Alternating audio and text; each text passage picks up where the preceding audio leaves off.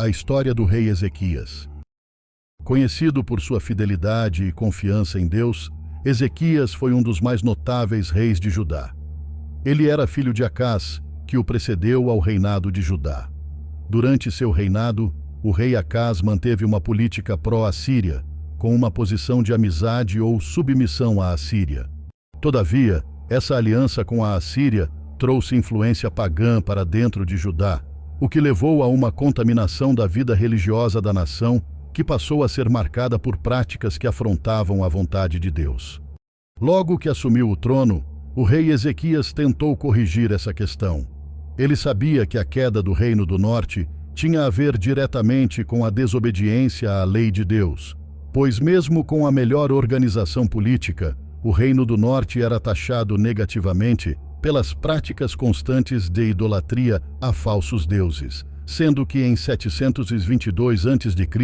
acabou dominado e totalmente destruído pelo poderoso Império Assírio. Diante disso, logo que assumiu o trono, o rei Ezequias rapidamente promoveu uma grande reforma religiosa em Judá. Ele lutou para eliminar a idolatria dentre o povo. Também reabriu e purificou o templo em Jerusalém, e tratou de fazer com que a verdadeira adoração ao Senhor fosse restabelecida. Durante seu reinado, a celebração da Páscoa foi a maior desde o tempo de Salomão, quando o reino ainda estava unificado. Ezequias confiava no Senhor, o Deus de Israel. Nunca houve ninguém como ele entre todos os reis de Judá, nem antes nem depois dele. Ele se apegou ao Senhor e não deixou de segui-lo. Obedeceu aos mandamentos que o Senhor tinha dado a Moisés. Ezequias era bem-sucedido em tudo o que fazia. Rebelou-se contra o rei da Assíria e deixou de submeter-se a ele. No 14º ano do reinado do rei Ezequias, Senaqueribe, rei da Assíria, atacou todas as cidades fortificadas de Judá e as conquistou. Então Ezequias, rei de Judá, enviou esta mensagem ao rei da Assíria dizendo: cometi um erro. Para de atacar-me, e eu pagarei tudo o que exigires. O rei da Assíria cobrou de Ezequias, rei de Judá, 10,5 toneladas de prata e 1.050 quilos de ouro. Assim, Ezequias lhes deu toda a prata que se encontrou no templo e na tesouraria do palácio real, e retirou o ouro com que havia coberto as portas e os batentes do templo do Senhor, e o deu ao rei da Assíria. O rei da Assíria enviou ao rei Ezequias, em Jerusalém, seu general, seu oficial principal e seu comandante de campo com um grande exército. Eles chamaram pelo rei e disseram: em que você baseia sua confiança? Em quem você está confiando para se rebelar contra mim?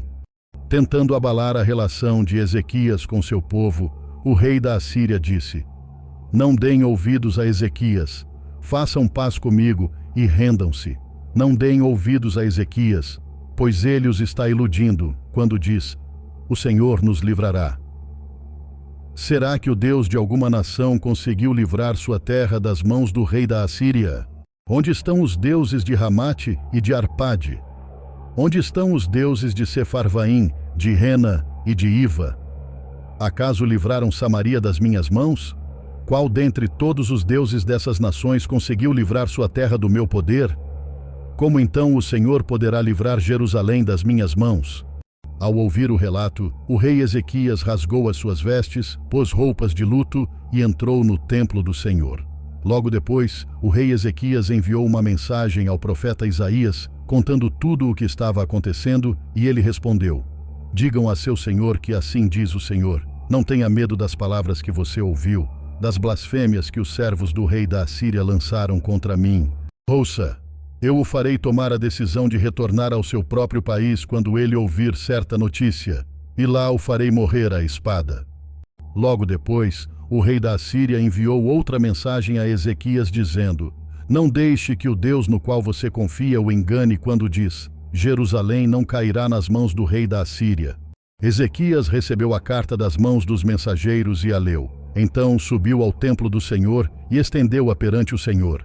E Ezequias orou dizendo: Senhor nosso Deus, salva-nos das mãos dele, para que todos os reinos da terra saibam que só tu, Senhor, és Deus. Depois disso, o profeta Isaías enviou uma mensagem a Ezequias, dizendo que o Senhor, o Deus de Israel, ouviu a sua oração acerca de Senaqueribe, o rei da Assíria. Isaías disse: O Senhor diz acerca do rei da Assíria: Ele não invadirá esta cidade nem disparará contra ela uma só flecha. Não a enfrentará com escudo, nem construirá rampas de cerco contra ela. Pelo caminho por onde veio voltará, não invadirá esta cidade, declara o Senhor. Eu a defenderei e a salvarei, por amor de mim mesmo e do meu servo Davi.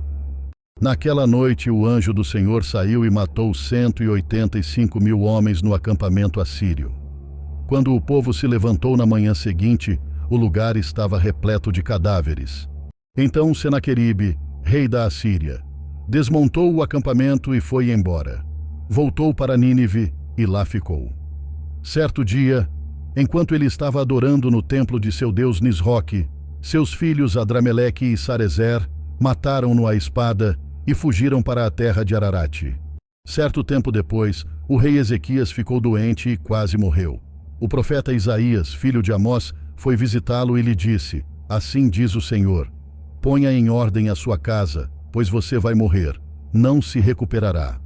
Ezequias virou o rosto para a parede e orou ao Senhor: Lembra-te, Senhor, como tenho te servido com fidelidade e com devoção sincera. Tenho feito o que tu aprovas.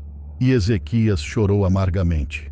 Antes de Isaías deixar o pátio intermediário, a palavra do Senhor veio a ele dizendo: Volte e diga a Ezequias, líder do meu povo, que Deus de Davi, seu predecessor, ouviu sua oração e viu suas lágrimas. Por isso eu o curarei. Daqui a 3 dias você subirá ao templo do Senhor. Acrescentarei 15 anos à sua vida, e livrarei você e esta cidade das mãos do rei da Assíria. Defenderei esta cidade por causa de mim mesmo e do meu servo Davi. Então disse Isaías: Preparem um emplastro de figos. Eles o fizeram e o aplicaram na úlcera, e ele se recuperou. Ezequias perguntou a Isaías: Qual será o sinal de que o Senhor me curará e de que de hoje a 3 dias subirei ao templo do Senhor? Isaías respondeu: O sinal de que o Senhor vai cumprir o que prometeu é este: Você prefere que a sombra avance ou recue 10 degraus na escadaria? Disse Ezequias: Como é fácil a sombra avançar 10 degraus, prefiro que ela recue 10 degraus. Então o profeta Isaías clamou ao Senhor, e este fez a sombra recuar os 10 degraus que havia descido na escadaria de Acás, provando a Ezequias que Deus cumpriu com sua palavra, e ele estava curado. A história de Ezequias nos ensina a confiar em Deus, mesmo nas situações mais difíceis. Ele não hesitou em buscar a intervenção divina e acreditar que Deus poderia mudar sua história. Isso ocorreu tanto na tentativa do rei Senaqueribe em invadir Judá, como no clamor a Deus em lhe curar de uma doença mortal. A história de Ezequias é um lembrete de que Deus ainda realiza milagres. Ele é o Deus que cura e restaura.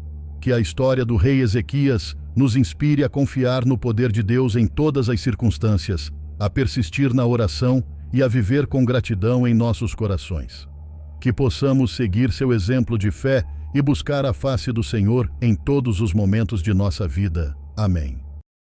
Consequentemente, a fé vem por se ouvir a mensagem, e a mensagem é ouvida mediante a palavra de Cristo.